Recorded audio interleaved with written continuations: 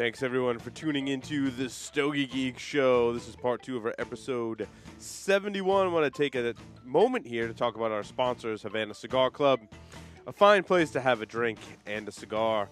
You can find them online at havana-cigar-club.com and go to our own website, stogiegeeks.com, print off a $5 off coupon. And, of course, Ocean State Cigars, makers of the fine J. Grotto series of cigars. You can visit them on the web at oceanstatecigars.com and find out where to buy everything from the J. Grotto series original to the Reserva to the Silk Connecticut. That's oceanstatecigars.com. I want to bring on the Stogie Geeks crew now, where we can take some time and go through our smokes of the week. We were a little rushed last week. We had a kind of a short time slot with our interview and such, so I'm very excited to kind of settle in here and get into it with our cigars of the week.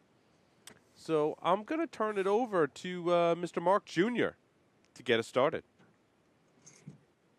Fantastic. The first cigar that I smoked this week was the EPC Federal Exclusive Medalla de Oro. It was a release for their 92nd anniversary, if I'm not mistaken. It came out earlier this year. Quite early this year, as a matter of fact. It's a Lonsdale size. Forgive me while I pull this up. It's a 6.5 by 42 with an Ecuadorian Connecticut shade wrapper, Connecticut broadleaf binder, Nicaraguan and Dominican filler. And they retailed for about $8.50 a piece in a 10-count box. I got these cigars right after they came out. And during the transport, they didn't fare so well. So I put them down to be revisited later, and it was exactly what the cigar needed. This is a variation on the Short Run 2012, and I particularly love that blend, and I think I like it so much because it's really the first cigar that I've loved that has a Connecticut shade wrapper on it. It had the creaminess that you would expect from a Connecticut shade wrapper, but it had cocoa and spice that you would expect from the Connecticut. Whoop.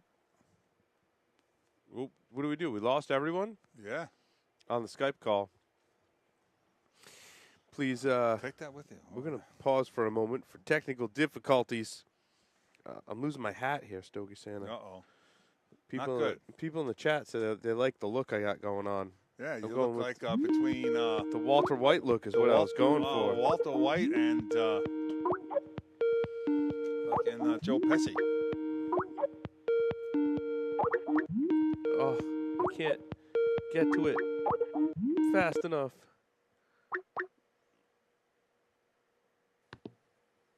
Mark and Will, you guys still there? I'm back. Okay. Okay, Mark? Mark's not back. He's there. Oh.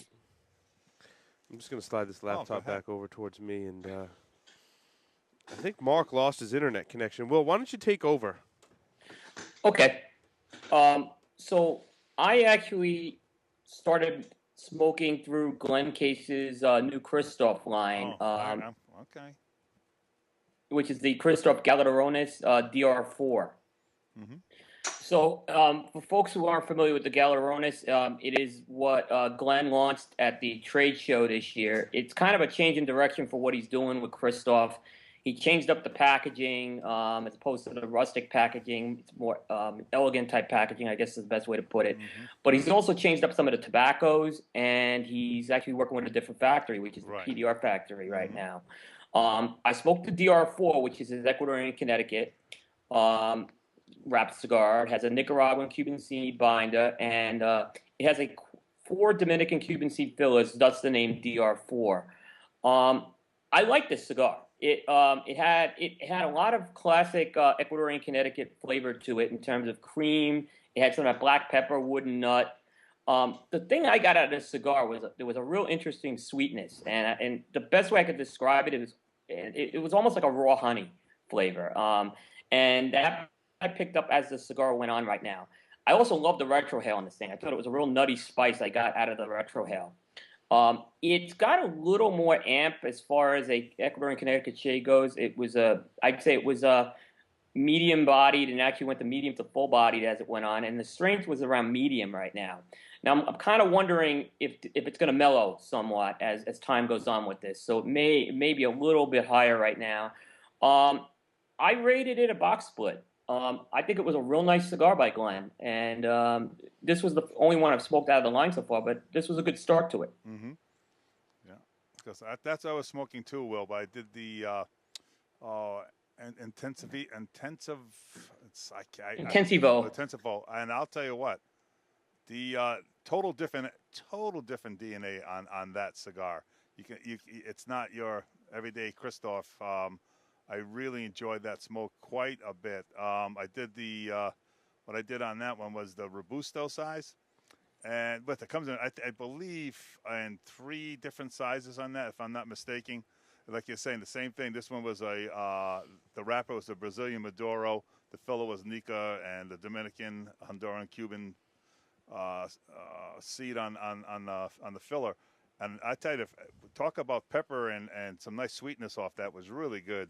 I got a nice little nuttiness, and I got almost like we don't want to call it bitter, almost like a little acid to it. It needs a little time. That cigar, I really, really enjoyed. It was, I believe, $9.50 MSRP on that one. So I smoked that one yesterday. It was, I really enjoyed it. Like I said, coming out of this PDR factory, I think the DNA is totally different from what he's been putting out. You nailed it. That's the best way to put it. It is just different than what he's put out. And I should have pointed out, I smoked the Toro, which was 6 1/4 by 54. But yeah, it's something. Glenn set out to do something different, and it's different from what he's had. Oh yeah, and I think he's going to do very well. My personal opinion with this line, because the change up in it, and I'm not saying his other cigars aren't up to par, but it's just this one intrigues me much more, for me. Yeah. It did. And the interesting thing that Glenn told me at the show is this is not just a line where he put different wrappers on the same blend. These are 4 distinct blends in the Galderones. Right. Yeah. Yep. Absolutely. And did that. And the 685. I will go into that another time. But what's yours, Paul? So I went back into. I know I had seen an Opus X Lancero before. Oh, Jesus! Here we go. So I went back. And I know I'm gonna catch some flack for this. But no. I know you won't. No, you won't. I'm supposed to get one of these, so I can't wait. Yes, there's one with your name on it.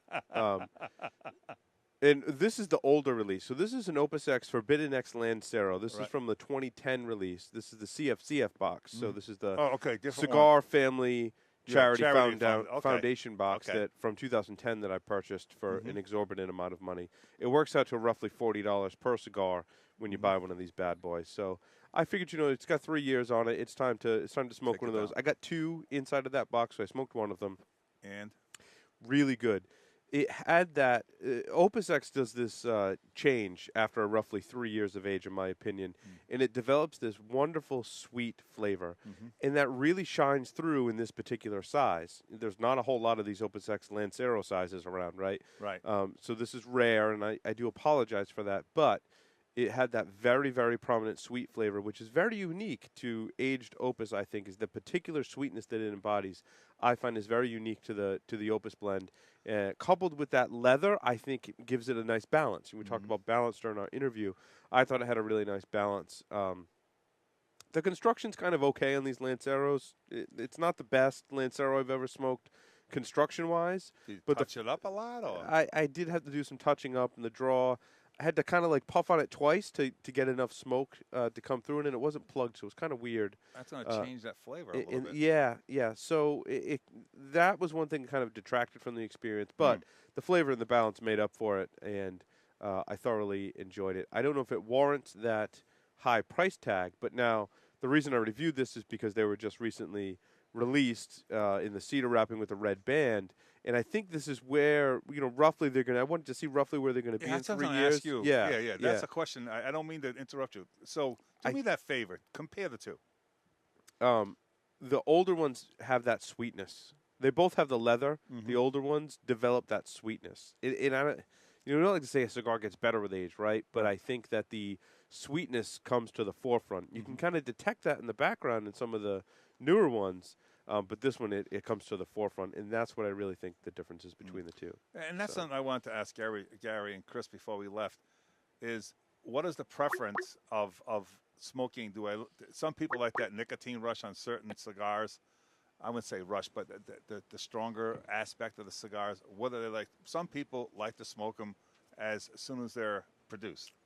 I'm not saying Opus X, I'm saying different cigars. So I was just curious on their take on that.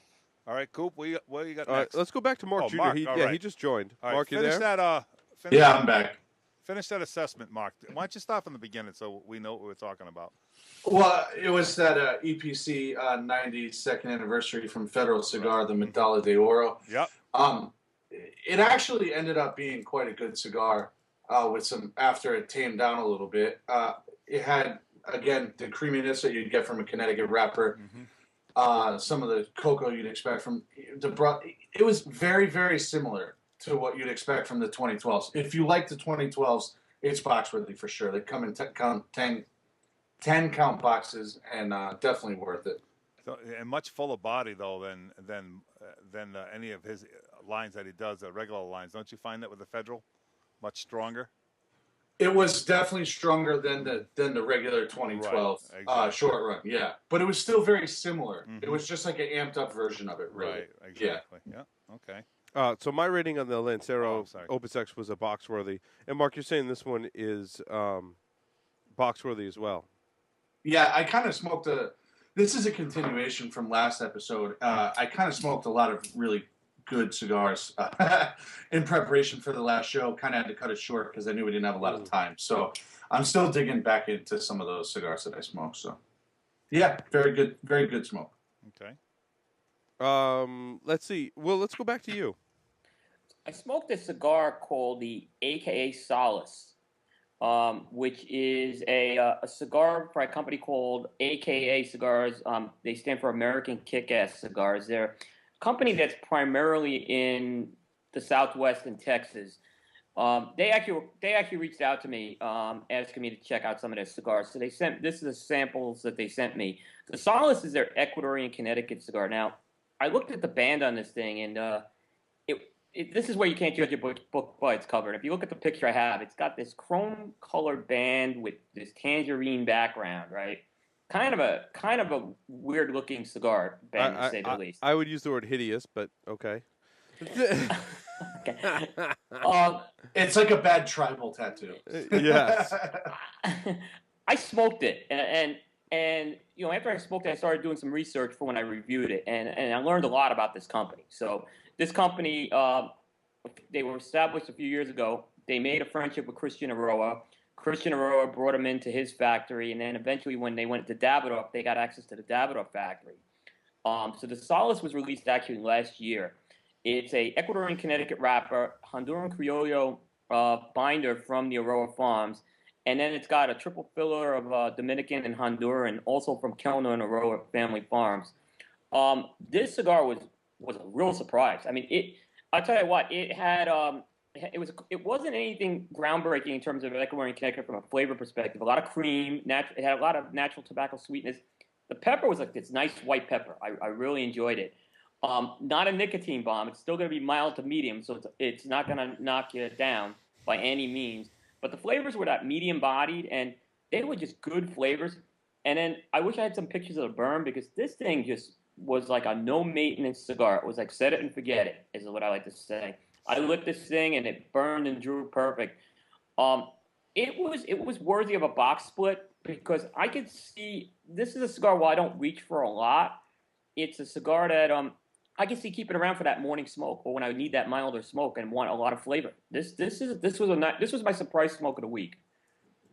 Interesting.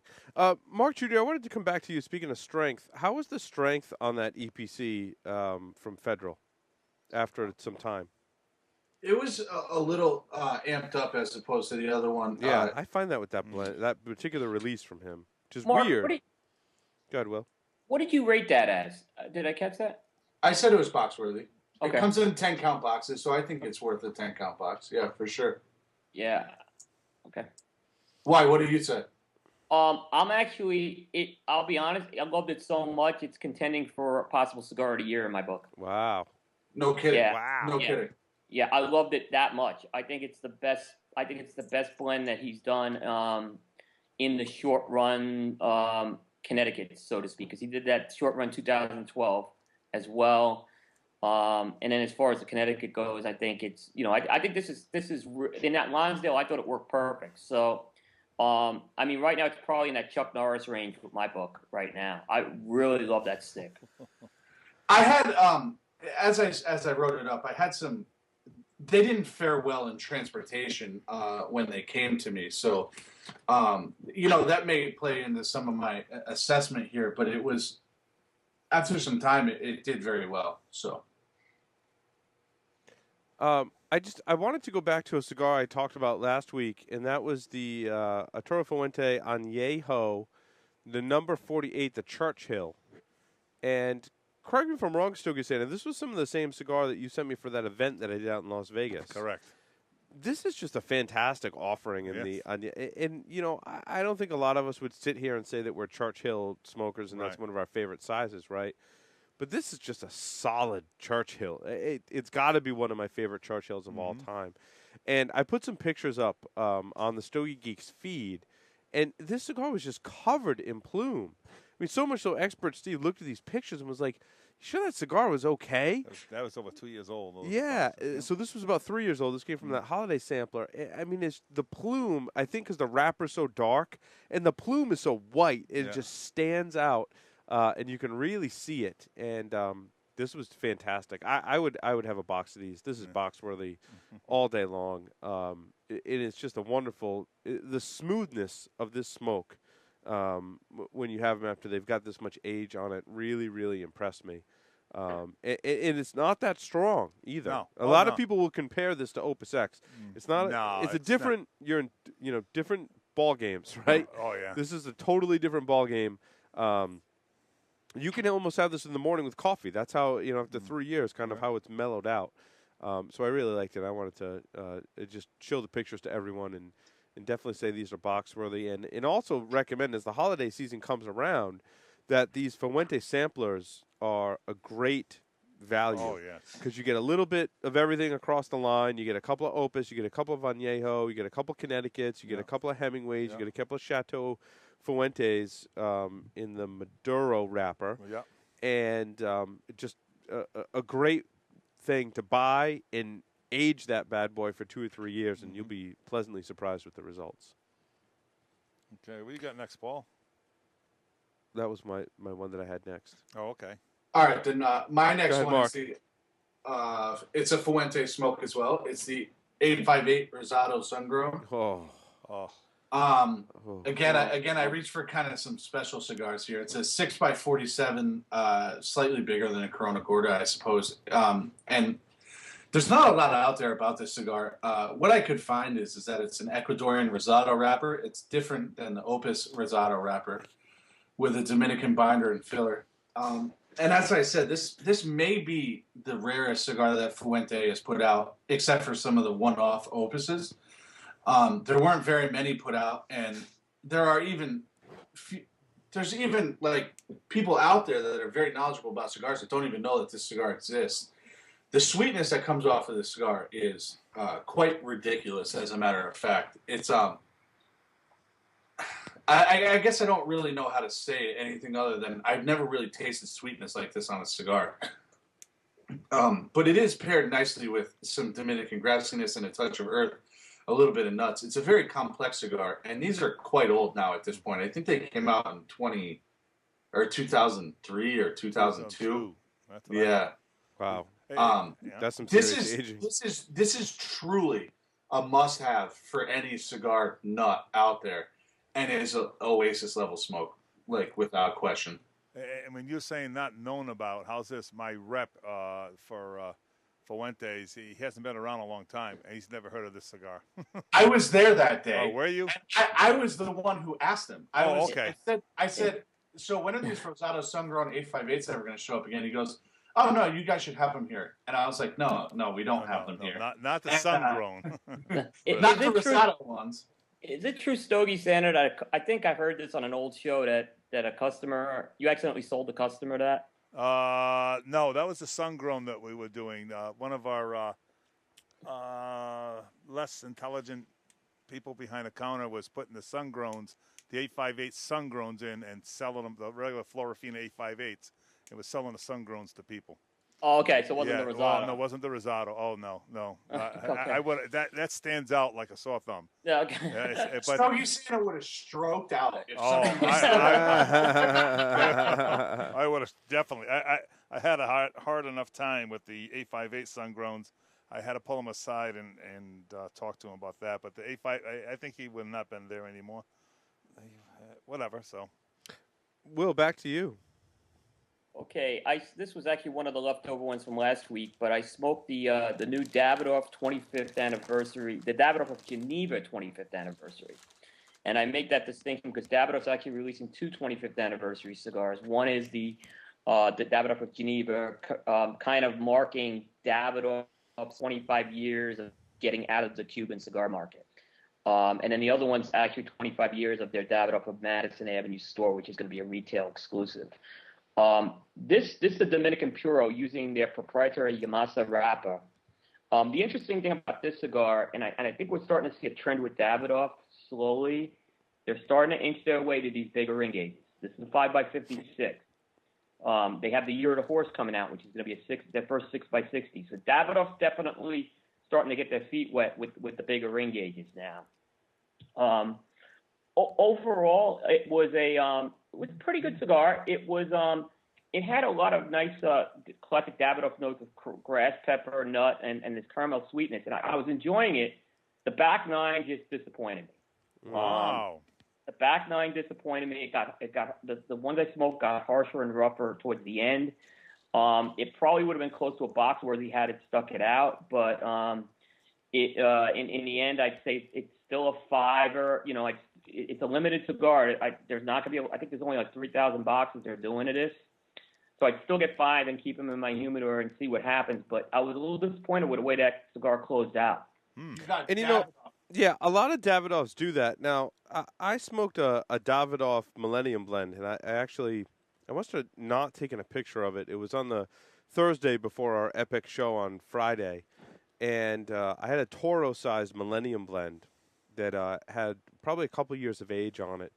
And after I had cut it and lit it up, I noticed that like the wrapper towards the foot of the cigar was like totally coming off. I mean, not just like a little tear. I mean, like the whole freaking thing like ripped off. And I started puffing on it, and I was like, "Holy crap! This cigar is absolutely amazing." And I'm not just saying that because it's Davidoff, and I'm a Davidoff. You know, I do like to smoke the Davidoff. Like this cigar was amazing. So you know, I had another cigar in the ashtray, and I whipped up my pocket knife, and I start cutting wrapper leaf off. I start wetting it with saliva, and I'm like mashing this tobacco on wrapper leaf on there, and it looks like a heinous Halloween horrible horror show. But I wanted it to smoke, and I was able to fix it. And I smoked the entire, as it got down towards the end, it was still smoking good, but it had actually come apart completely. You know, as I think the heat from the ash hit the part where I had repaired it, it started to come unraveled again.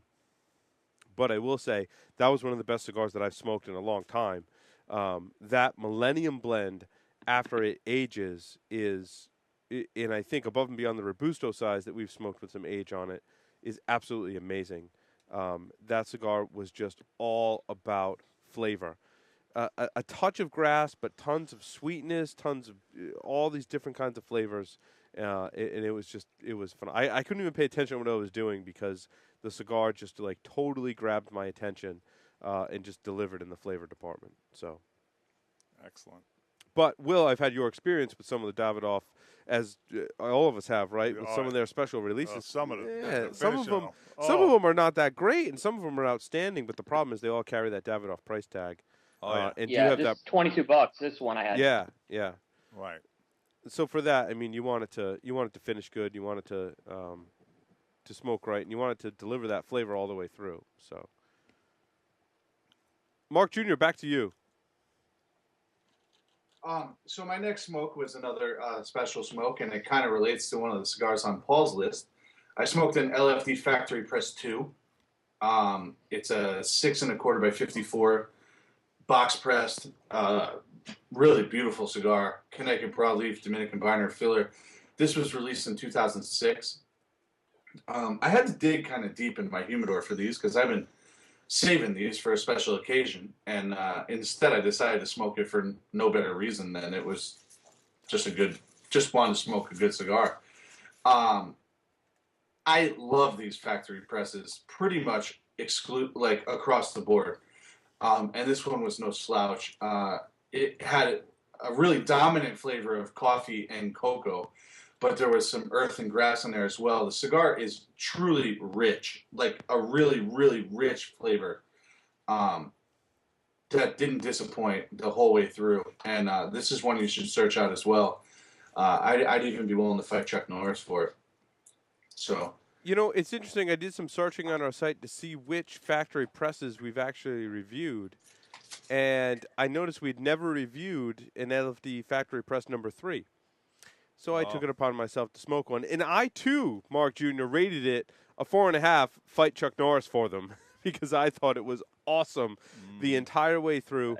It was a 2.5 hour journey, maybe even more, maybe even 2 hours 45 minutes.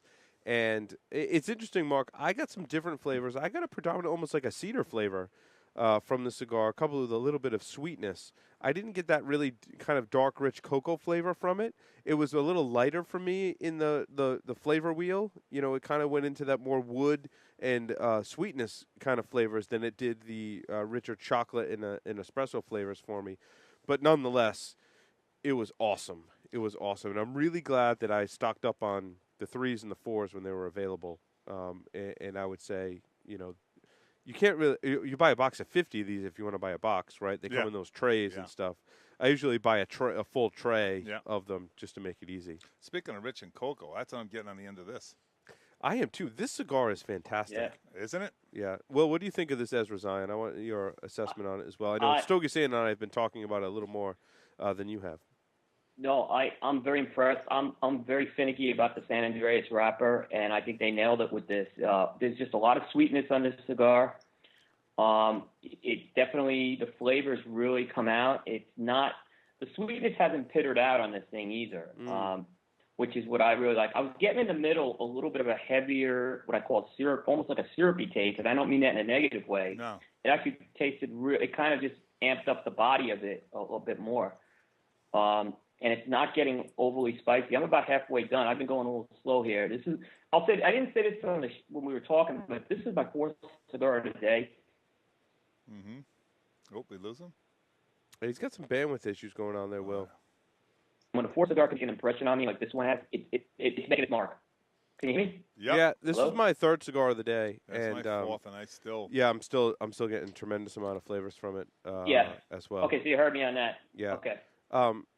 To go back to LFD for a moment, Stogie Santa gifted me an LFD that I wasn't able to put in the show notes because I smoked it this afternoon as I was kind of getting ready for the podcast here, and let me see if I can bring up a picture of it. Yeah, it's right here. Stogie Santa, I want you to tell me what this is. If I can bring it up. Yeah, there it is. Oh, yes. What is that? It's a LFD double Lajero. Double Lajero. It's like a double Corona size with a pigtail. Right. That's one of the vaults. That's not the. You give Paul, I gave that to you. You gave this to me, Mark? Yeah. Yeah, I was gonna say I don't remember that. It's like a limited Oscuro Natural. I believe it's like. Was this July 4th? You gifted this one to me? Yes. Yes. Okay. Sorry. That was Mark Jr. that gifted this to me. Dude, this cigar was awesome. Aren't they good? They're good, awesome. Right? Yeah, they're good.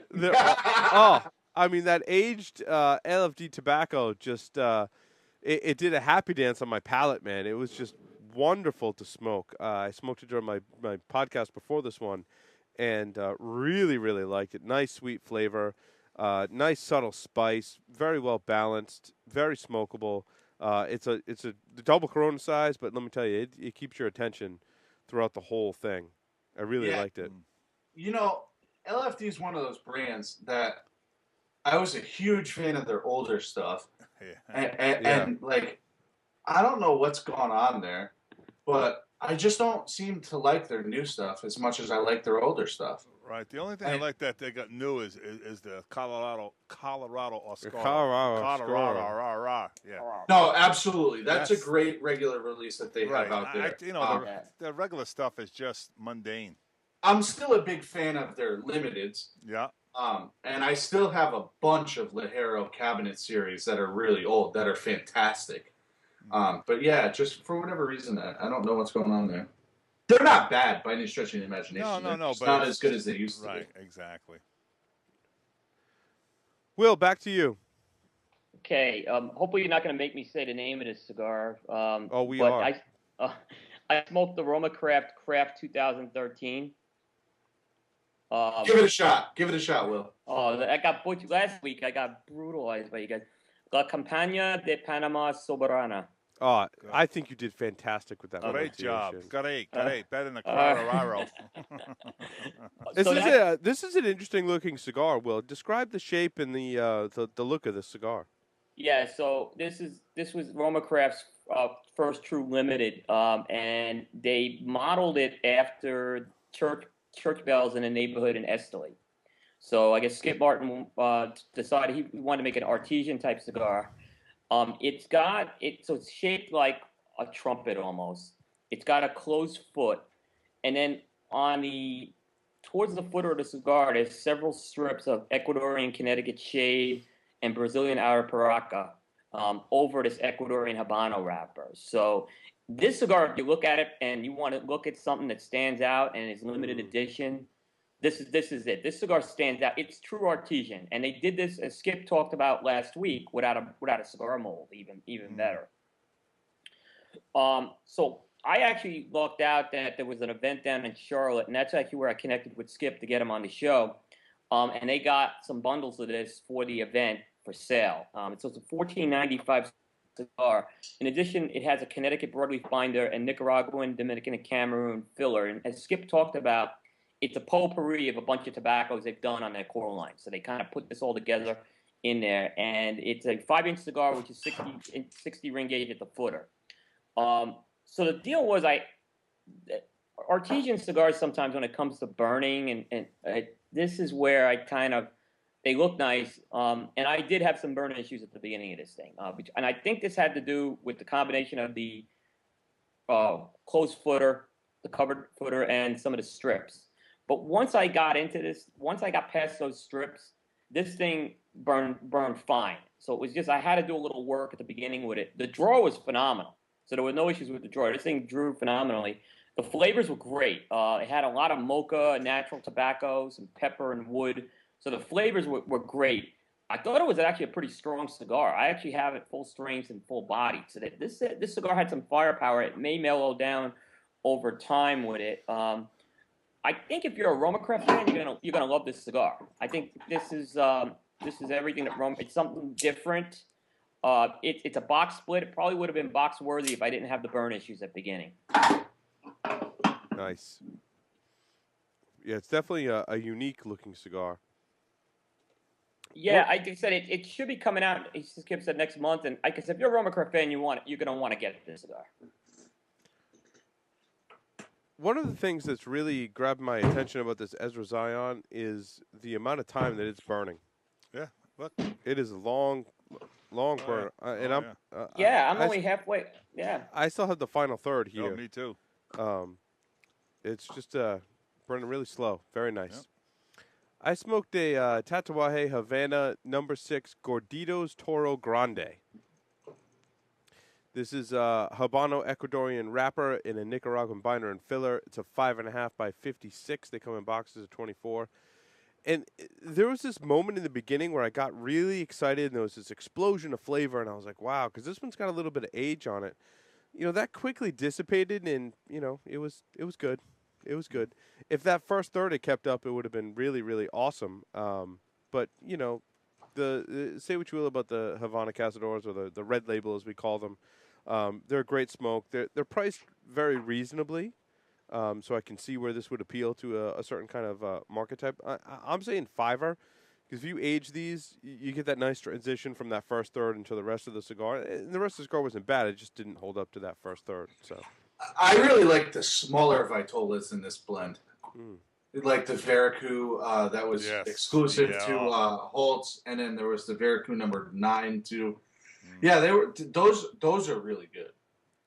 Absolutely. Mark Jr., back to you. Sure. The next cigar I smoked was a Punch Petit Corona. It's a 5x42 Petit Corona. It's a Cuban Puro at 4 1/4 about is what they come out to be. This is a really fine example of a Cuban Petit Corona, and I have to say, I think Cuba is where the best Petit Coronas come from. So that's saying something. I don't think it's the best, but I definitely think it's really good. It had nice leather and some twangy type Cuban cigar. It's one of those things, like, if you smoked a Cuban, you know what flavor I'm talking about. If you haven't, it's probably not making much sense to you at this moment. But it also had some woody notes to it. I think that if you live in a market where you can get Cubans easily, which some of our listeners do, this is probably something you want to grab a fiver of. If you live where we live, you probably want to risk it on something a little better. Is how I would say it. Okay. Great assessment. Yeah. I want something. Go ahead. Something I tried that but caught me by surprise. The new San Cristobal, the Legend. It comes in 5 different sizes.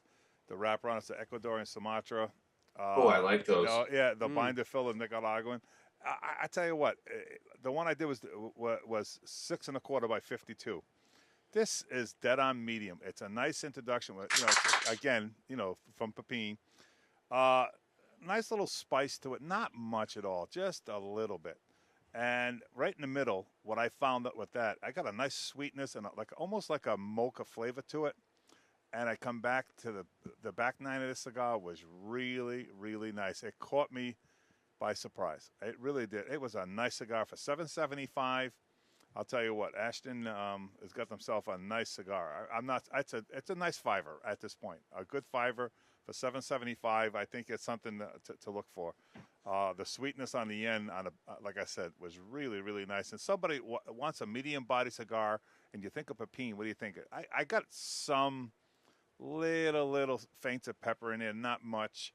But to get that pepper and that spice that it's not going to blow you away, that's going to be too much. It's a nice cigar, dead on medium. It's something worth trying. I enjoyed it a whole bunch. I agree with your assessment on that, Sogi Santa. I really enjoyed it. I find San Cristobal to be one of the blends that's a little, or brands for that matter, that's a little underrated. Especially their core line San Cristobal. I love those. I love them. I don't think it gets the due that it deserves. No, to be honest that with Classico I love. I absolutely love that cigar. But anyway, it's interesting. I had the My Father Le Bijou 1922 box press torpedo. Yeah, it has the orange band on the foot. This is a solid fiver in my opinion. The pepper to me actually wasn't overpowering, and I love it like that. Yeah, the pepper was there, but it's not. In your face, you can still retrohale it from the beginning, and it's not going to really sting your sinuses, but you're going to be able to experience a little bit of that pepper coupled with, some other more subtle flavors. Good point. And the retrohale, not so much. Yeah, and I think the Le Bijou line does that the best. This is a regular production cigar. It was a line extension that came out in IPCPR like 2009, 2010. I enjoyed the cigar, and I would definitely keep 5 of them around to kind of have something different. I think that representation of pepper, he does really well with this blend, and it's enough. It's different enough to kind of keep your attention and be a really enjoyable smoke. And the construction and burn on these is fantastic. So I must have to go back and revisit that because I did not like that cigar when I tried it the first time. No, really. Yeah, mine was pretty good. Exactly. It's a fiver, right? It's a solid fiver. Yeah. I like the blend. It's just I didn't like that size all that much. Maybe I just got a crummy stick. I don't know. Well, that short little Robusto in the Le Bijou. Oh, the Petite Robusto is that amps up on spice because it takes that flavor and really concentrates it and gives that nice blast. Of all the Le Bijou. No, I agree. I agree.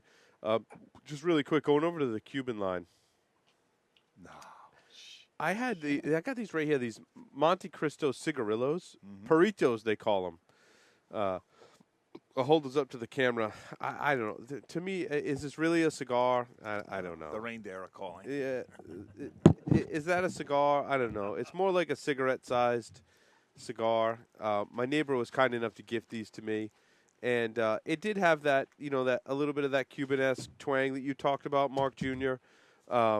It's kind of a difficult smoke for a regular cigar smoker to smoke that size. Again, they call it a Perito.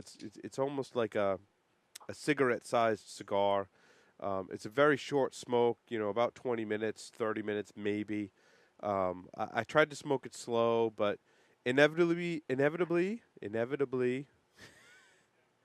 Stogie said is laughing at me. They burn really hot, right? I gave one to Expert Steve before, and I was like, try one of these, and he wasn't. He likes the smaller sized cigars, but even he was kind of not doing cartwheels over these. It's one of those ones I tend to stay away from. I'd so much rather smoke a Petit Corona or a Robusto to have a shorter smoke than these cigars. But, my neighbor was kind enough to gift them to me, so figured I'd review them for the show. They make a short cigar that's called a 35, I think. It's like a micro Corona almost. Yeah. That thing is fantastic. And I think if you reach for a shorter smoke out of the Cuban thing, I think that's probably the way you should go. Yeah, I still think Petit Corona is probably the short. Although the Davidoff short Corona, that's probably the smallest size that I would smoke. And I did smoke one of those this week, and it was fantastic. I just love the way Davidoff represented that Nicaraguan tobacco. I think that's a solid offering from Davidoff. Oh, man, they killed it with that. Yeah. Yeah. It's so different from a lot of the other Nicaraguan. I mean, this cigar, this Ezra Zion we're smoking now, I think really embodies that Nicaraguan flavor profile. It does a nice very, earthy- very, very good job at doing it. Yeah, Yes. it really does. I'll Hey, tell you. Paul, I just got your picture. Were you going for a Breaking Bad type thing tonight? I or what? am. I'm going for Walter White, man. Walter White. Heisenberg? Heisenberg. Yeah, which, yeah. But on the closing out on the Cubans, I can't agree with Mark more when it comes to the petite on those. That's probably about 65% of what I smoke in Cubans. I It's just Petit love it. Corona. I love Yeah. it. I mean, that we can go on and on. But anyway, he's sitting in the patient wings here. Coop, what you got next? I smoked a cigar called Hechicera. Etche said, Grace Um, Sotolongo. Yep. That's the Sotolongo cigar. So it's Grace Sotolongo Itchy- cigar. Yep. Itchy what? Itchy shot. Itchy- Itchy Scratchy, crotch? scratchy, scratchy crotch. Itchy no, crotch. No. Etchy Sarah. Itchy Itchy- Sarah. Yeah. Yeah. So that's Grace Sotolongo cigar under Christian Aroa's umbrella. Right. Um, Come from She Pepin. She worked at Pepin before. She came into Paul.com episode 350 that day. She Yeah. was there in the morning. Yeah. I didn't get a chance to meet her. We kind of just waved to Right. each other. She wants us to try her cigars and Mhm. things like that. So, Yep. yeah. I tried it. Yep. And Okay, so I'll tell you the good and the bad. The cigar is fine. There's nothing wrong with the cigar. It's got a good mix of. It's a Nicaraguan Puro, and I smoked a 6x52 Toro. It's got a mix of a lot of earth notes, white pepper, natural tobacco. It's got a little bit of dried fruit in the background. It's not going to change up a lot on that. It's a medium to full body to medium strength, and the construction was perfect. I mean, it just was another set it and forget it. I mean, did it wow me with flavor? It was good. It was a good cigar. I had it as a try one. Here's my concern about this cigar, and it has a beautiful band on it, with some beautiful artwork, and that's what my concern is. yeah. I don't know how this is going to appeal to many smokers, and it's not a knock on the artwork, but we've had discussions on banding, all of us, and I don't know how that's going to translate to an alpha male cigar smoker, so to speak. And that's what my concern is with that. The first thing that came to my mind was the with Yanni's cigar. Yeah, we're doing it. That's exactly what came to my mind. That came to my mind. Now, know what I did? We got the samples, and I did the Corona. It was pretty good. I liked it. But what happened? I got called to the front. I had to take care of it. Blah blah blah. At the store, that is. And then we got some shipments of it, and I smoked one right off the truck, and let me tell you something. I wasn't overwhelmed with it. It was okay. I got some tea notes off that too. I don't know if you got that at all. It was like I got some of that on the Corona. I wanted to revisit that cigar. And the first thing, if not only the label, the box. And when you see the box itself, that's the first thing that hit me. I said that this is going to be really difficult. So I took them out of the box on top of that because the box is even more too colorful. Ornate and colorful, right. yeah. It's pretty. It's feminine. It is feminine. The artwork's beautiful. It's phenomenal. It is. But that's not. You got to sell these cigars. No, exactly. It's like getting like an all blue label. The blue label. Yeah, the blue label kills it. Just anyway. So we talked about labels. If you looked at what Antonio Lamb did when we had Renato a few weeks ago, that band. I mean, that's a cigar band. Mm-hmm. Yep. It's not fancy or flashy, but it's a cigar band, and it stands out, and it needs to look like a cigar band. Let's put it this way, and I don't mean to be a sexist individual. What are the percentages? I'm not going to throw out and try to guess. It's a male dominant market. Absolutely. And it's going to hurt. Coop, I can't agree with you more. Yeah. But I want to revisit that cigar because like I said, when it came in, it was right off the truck, and we'll do it again. Yeah. Mark Jr., over to you.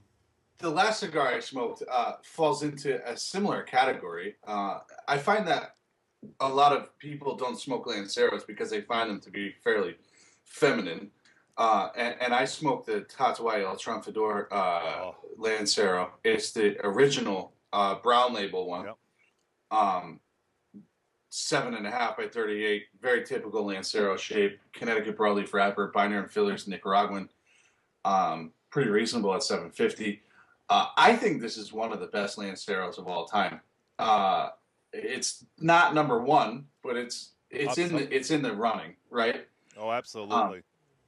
I think there's just something to be said for a Connecticut broadleaf wrapper over Nicaraguan tobacco. I think it goes very, very well, and as long as there's some attention paid to it, I think it's a very good combination. There's like a graham cracker sweetness with this, mixed with some espresso and cocoa. There's a very slight white pepper, very mild pepper, but there's a little bit of it there. Yeah. I really can't say enough about this cigar. It's box worthy, and I don't know. It's one of those cigars that I really enjoy reaching for when the mood strikes me. Right. And the last one I smoked, I'm going to tell you, I don't mean to be on a Pepin kick. This is, I think, a cigar that's very well overlooked. It's the blue label, Exquisito. It's 5 5/8 by 46. It's a Nica Puro. This cigar, in my humble opinion, is one of the better cigars that Pepin puts out. Oh, absolutely. Isn't it? It's just so good. This is the best way I can put this in one word that they do better is balanced. What is this? What is this again? So the Exquisito. It's the blue label. Yeah, the blue label. The other blue labels don't wow me. This cigar with a little bit of pepper, a little bit of earthiness, a little bit of spice. It doesn't. It's a full body, but it's full flavored, and the balance on this cigar. And you look at up here in New England, it's $6.99. This is my go-to Dom Pepin. I'm telling you. Very good cigar, but a lot of people don't smoke this size. I really enjoy that smoke a whole lot. I agree. I think it's the best thing that is branded as Dom Pepin. It really. I gotta agree because it's. Yeah, I think what happens, for me anyway, Dom Pepin can become a one-dimensional same. It almost falls in the LFD where you smoke one, you almost smoke the whole line. I mean, but they've changed that in the last couple of releases, thankfully. But they did a nice job with it. They really, it's box worthy all day long in my book, all day long. Have they, Stogie Santa? Has there been a push from my father with this blue label line? It seems like I'm seeing more of them on the shelves, more facings. Yes. Great call. Yes, it is. Yeah. And the larger rings, they're pushing big time. Yeah, and it's a great point, Will. This particular Vitola is just left behind. They got the 62 ring box press that they're pushing like big time to get that out to the market. And like I said, not to belittle the point, with the big ring cigars, when people in that 60 to 70 ring cigar, they want to be in that $5 or $6 range, $7 range, but. On these, you can't because of the priming of the cigars. They're excellent cigars, but the Blue Label it is what it is. But this represents this particular Blue Label better than anything they put out. Anything, by far, in my book. I agree. By far. I went with something really, really different that we don't often talk about on the show. I smoked an Avo Classic No. 2 Tubos Connecticut Toro. No, wow. Yeah. I was in the mood for something a bit grassy, and I did find that those grassy flavors were there. That we often poo-poo those on the show. I don't mind. It's kind of growing on me, that little bit of grassy flavor. To me, it wasn't overpowering in this cigar, and I have to say, I enjoyed it with coffee as a morning smoke, and it was better than a lot of your other choices when it comes to your average everyday Connecticut's. Like, if you look at everything from the Davidoff Avo umbrella, right, the Diamond Crown Natural, I mean, to me that does not have as much flavor as these Avo Tubos. Mm-hmm. And I appreciate that little bit of flavor with the coffee in the morning, something, not in your face. And I liked it. I think it's a $5. I think you keep 5 of these to kind of work into your rotation here and there with coffee in the morning. I don't think it's something you smoke later on the day. Certainly never smoke it at, after dinner. Mm-hmm. But that little change up of that grassy flavor is something I think that's unique to that Davidoff Avo kind of umbrella. And I liked it in this offering. Mm-hmm. And Will, I tell you what, there was one little package that Will sent us up. Yeah. And I forgot I want to put this in my show notes, and I forgot. It's an Ecuadorian, I believe. What was that? Yeah, what were those cigars? I talked about one. Brun de Rey, Costa Ricans. Yeah. I tell you what, that caught me by surprise. Will, it really did. Yeah. It was a good. That's a great morning smoke with coffee too. Yeah. It really, for what it wasn't meant to be a powerhouse. No, but the grassiness notes on that was fine. Everything, the creaminess to it. Yes. I looked at it and by the time I was done with it, I was pleasantly surprised with that smoke. Nice job. That was good. And I wanted to talk about that. They were kind enough to send us a bunch of cigars. They're trying to get some awareness. They're trying to make a presence in the U.S. They're actually big, those cigars, overseas in Europe. Mm-hmm. Oh, I tell you something. They could be a presence here in my mind. I really do. I liked it. Will, do you have one more cigar to talk about? One more cigar. This was my smoke of the week. It was the Lou Rodriguez La Mano Negra. So I've talked Lou Rodriguez up on this show, and I've liked his cigars, but I've not said so far he's had a cigar that's a top 10 cigar of the year in my book. This one's it. This is a very limited release he did with a Brazilian Matafina wrapper, Nicaraguan binder, and filler in a 6x52 Toro. And there were only 100 boxes of 10 done, distributed to 13 retailers. In fact, Seth from Seth's Humidor was kind enough to send me a couple of these because he knew I'd like this. And in my opinion, this is a home run cigar. This is just, there's a lot of characteristics of this eminence that I got in this cigar as well. It had espresso, herbs, red pepper, a little of that black cherry kind of reminded me of the EPC Limitada from 2011. This was, balance was all there. It was a pretty, pretty stout cigar in terms of it had medium to full strength and medium to full body. I can't say enough about this cigar. I wish there were more of them out there so people can try this. This is definitely his home run of a cigar. It's fight Chuck Norris, and I have potential. It has potential if I can get some more of these to go Oasis. Wow. I'd have to smoke some because it's so limited. It's going to be tough to get. And this is the second limited with a Matafina. He did a Lou Rodriguez Matafina a few years ago, which was good. But this one took it to another level. If you look at the picture, it's the darkest Matafina wrapper I've ever seen. And like I said, this is probably the most amped up Matafina I've ever had. So it's a cigar. If I could ever get more of them, I'll get them your way. Mm-hmm. And the Brazilian Matafina, I tell you, there's a wrapper that I really enjoy that. That's just that's got its own unique taste. It really does. Yeah, I mean, like I said, this one just was one of the best. I put this up with the best that I've had. Wow, that's very good. Do you guys want to take a short break and come back and do our segment? This is the second time we've tried to do our segment. I think we need to press forward. We need to get to it. All right. Okay. We're going to take a short break, come back, And we're going to talk about pairings on the next segment of Cigar sickness. the Stogie Geek Show. You gonna I'm going to try and get some music going.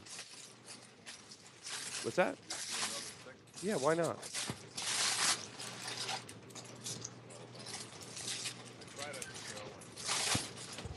What was the MSRP on this? The Eminence. Coop stepped away. Oh, okay.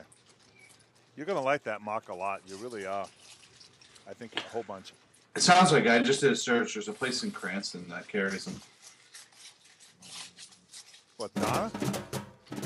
And we'll be right back with our next and final segment on this edition of the Stogie Geek Show.